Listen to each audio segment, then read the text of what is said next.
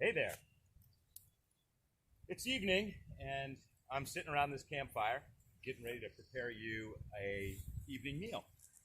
And honestly, this is about the time in which I would do that regularly, as I really do not like preparing food after dark. It becomes dangerous and cumbersome. Campfires are really not the most practical way to cook food, but there's something about them. I mean, let's just look at it this way. I don't think that those conversations that you remember that stick with you for your lifetime really happen over a roar of a camp stove. But a campfire, that's a different story. When you learn how to manipulate a campfire and get good at working with fire, you can also cook really exquisite food. And that's what I'm going to do today. With a few tips here, I think you can well be on your way. It is worth mentioning, some areas campfires are prohibited, either because of overuse or because of forest fire danger. In true wilderness trips, you're making your own campsite, and firewood's not hard to find. In other trips, you may have to work a little bit at it, and you're really going to want to make sure you're bringing that axe and saw that I mentioned to you in an earlier class. There are also other types of trips, or I would say companies or outfits that actually bring a fire stand with them, so you can build the fire on the fire stand, but you're not allowed to build it directly on the ground. So in this case, we're right here. I've got a big fire pit kicking, as you're going to find in a lot of wilderness canoe campsites. The wind is whipping. We've gotten gusts of about 30 miles an hour. In fact, the tripod has already blown over once, so hopefully it doesn't blow over again. So what we're making tonight is a Alfredo fiddlehead focaccia. And this is something that I have made on multiple trips with Castleton, and I make on the regular. The basis is a dough of legend, which is called bannock. And bannock is really just an unleavened bread. It's super, super, super easy. And it really can serve as a base of a lot of different meals. So if you're on a really long distance trip, you want to pack something that packs a lot of carbs and is very versatile, bannock is the way to go. It's just flour, baking soda, salt, and you can add melted butter or vegetable oil or olive oil, and that's it. And pioneers used that as they crossed, headed out west during the westward expansion, and people still use it on canoe trips. What I do is I pack it in Nalgene bottles. One Nalgene bottle makes quite a bit of dough, and I just add water to that and literally just shake it up.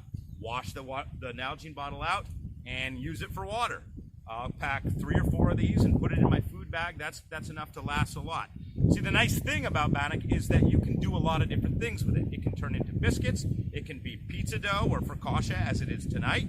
It could be mixed in with dried fruit for kind of like a scone in the morning. Put sugar on it, whatever you want. It could be savory. It can be sweet. It can be kind of like a waffle. And you can kind of disguise the bannock in whatever way you want. So it's something I really highly recommend you look into.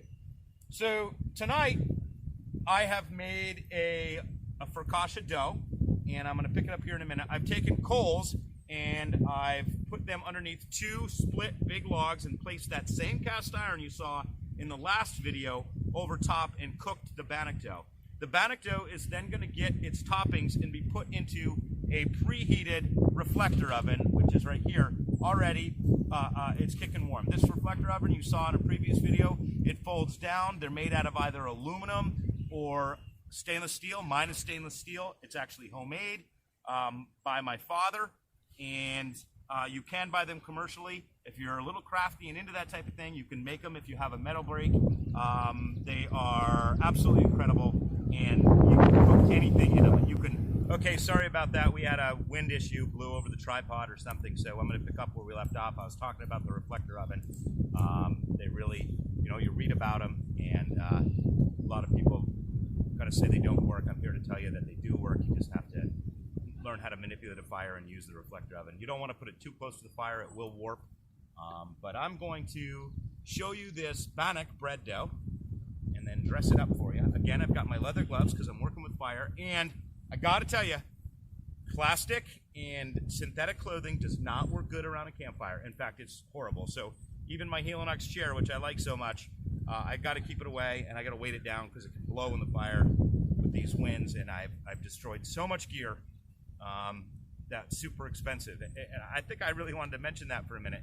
Remember, a lot of the push for that synthetic gear, it is lightweight, but it pales in comparison to natural fabrics. It's easier to produce cheaply, and it's easier to kind of turn into cool colors, this and that, but it's really not as good. So I got my wool stuff on, wool canvas and leather, so that's what makes sense for this. Take my, actually it was stuck in the ground, so maybe it won't go anywhere. Blow into the fire. So I've made this coal bed here for my bannock.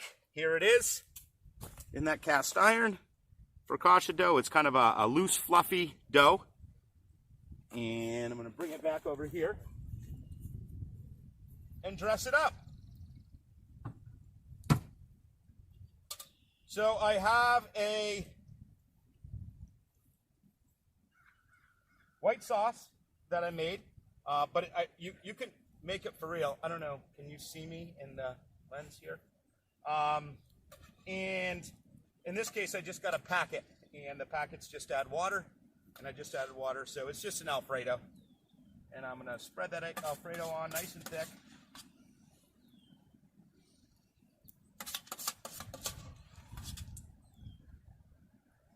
Make it look gorgeous. And I have some wild edibles that I'm going to introduce you to, or reintroduce you to, whatever the case may be.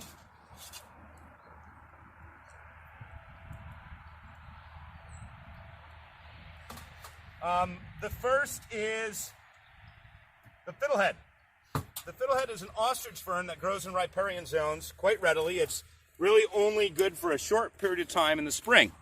This year, it's been really slow, and I barely got them. They're just barely coming out. Really had to work for the fiddleheads that I got here. There's a fiddlehead for you. They have a asparagus type flavor, a little bit nutty, and they're perfect on focaccia bread. I've blanched them and removed the kind of orange film that's bitter. I really want to stress that not all ferns are fiddleheads. Many of them are poisonous. Just the ostrich fern is the acceptable fern. So I'm going to sprinkle this fern out onto the focaccia.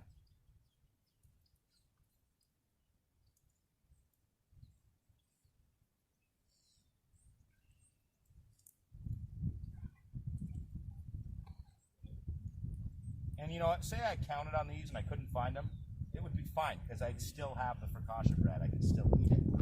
So you never really want to count on. There goes the Helinox. Luckily it doesn't fall into the fire. Case in point, folks. I'll just weight it down with my food there. There we go. So you never want to count on those wild edibles, but they sure add a lot to a trip. All right, from there, I have this other green, and this is called garlic mustard. It's actually an invasive that's escaped from gardens many, many years ago, but it has a real nice mustardy garlic flavor. And I'm just gonna pinch some right off the top and just sprinkle it on the bread, removing as much of the stem as I can. Remember, if it looks good, it is good. And at least to me, this is looking good.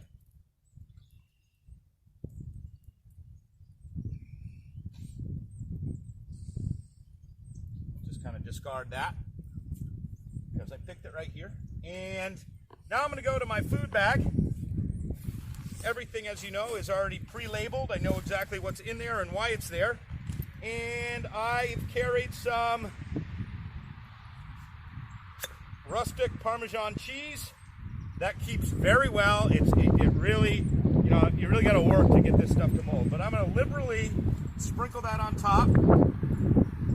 of my bread.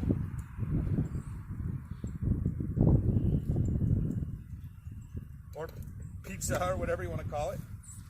And then I am going to take some Canadian bacon. Now, pickled or cooked meats store really well. In this case, this is both cooked and pickled, so it's got preservatives in it. I recommend that if you're going to bring meats, find something that's pickled meat or preserved meat. So I'm just going to take this and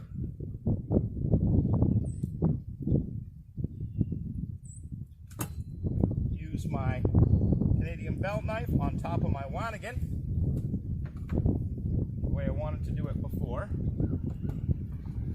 Slice this up. There's my utensil roll. Move that to the side. Slice up some Canadian bacon. Canadian bacon's just the loin of a pig that's then been smoked in a certain way.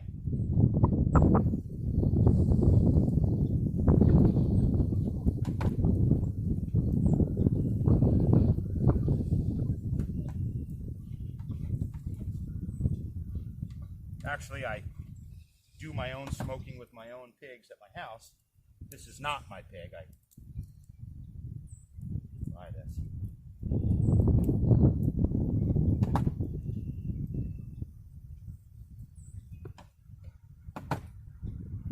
Okay, so now I have this focaccia bread that's ready to put in the oven. If I had some dried vegetables in a dehydrator, which I also have, I can put them on there, but that's going to be good. That's I will use my leather glove to open up the back of the reflector oven. I'll just kind of place that in, put it down, and this will be ready in probably, if I get that fire going, 15 minutes. So at this point, I'm just going to put my tools away. I do have my Leatherman. If it gets too hot, I can use that. So I'm not going to keep the film running for the next 15 minutes, but I'll take a picture of it and attach it. Again, I hope you enjoyed. I hope there was some nuggets of wisdom in there. And I encourage you to ask me any questions, because I have an answer of some sort. Hope you're doing well, and hope you enjoyed this lesson. Thank you.